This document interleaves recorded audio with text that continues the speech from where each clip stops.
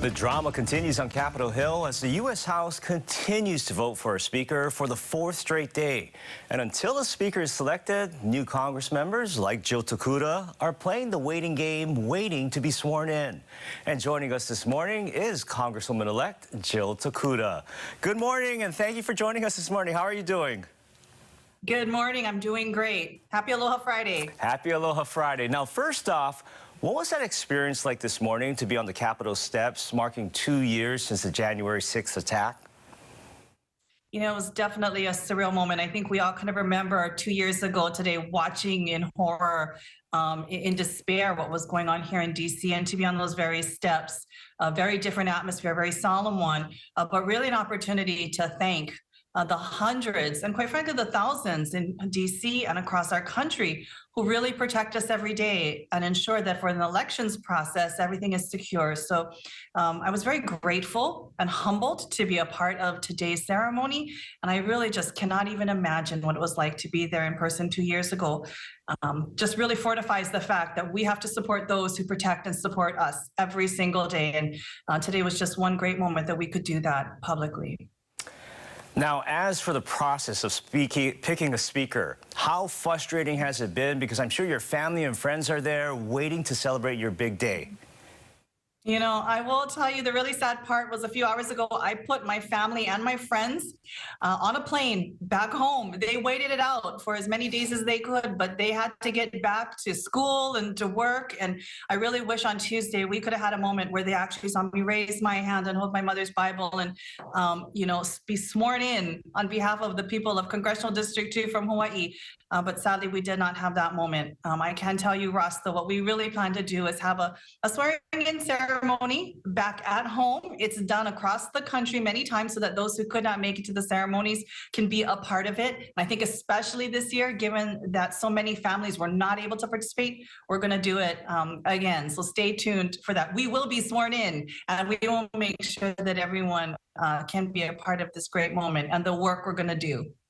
Now, this is the first time in 164 years that the process has taken this long. Any word on when a speaker will be selected, or is it going to drag into next week?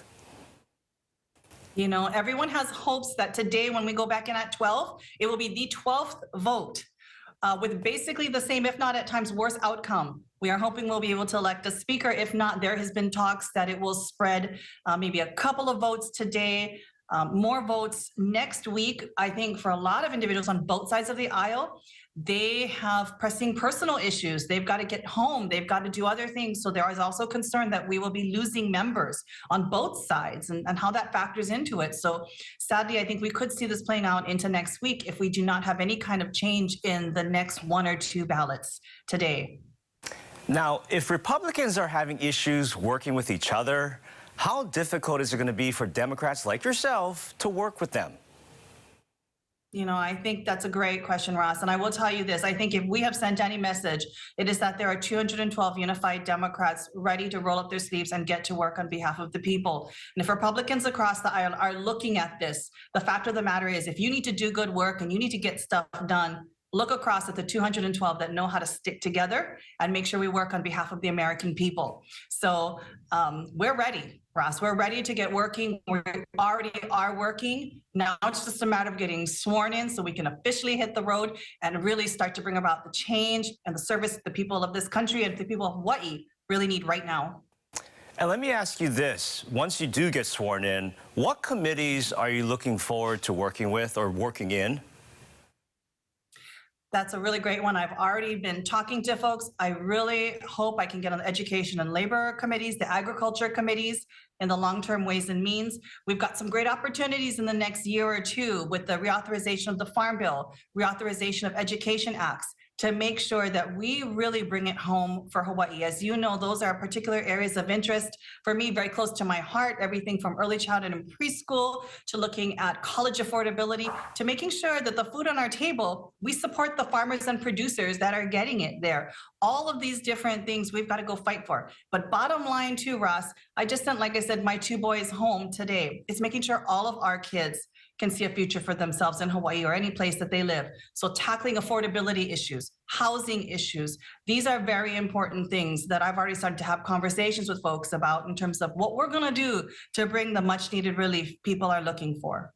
All right, there you have it, Congresswoman-elect Jill Tokuda. Thank you so much for joining us this morning. We really appreciate your time. You have a great Aloha Friday and have a great weekend. We will. You take care. Mahalo. All right.